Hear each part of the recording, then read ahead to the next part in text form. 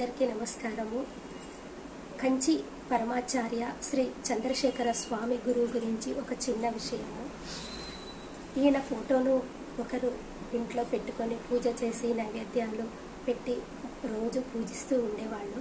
వాళ్ళ మనవడు 3 అంతస్తుల నుండి కింద పడినప్పుడు చంద్రశేఖర స్వామి వారు వచ్చి ఆ బాబును పట్టుకొని నుదుటిపైన విభూతి రాసి నీవు ధైర్యంగా ఉండు అని కింద పడుకోబెట్టి వెళ్ళిపోయారు.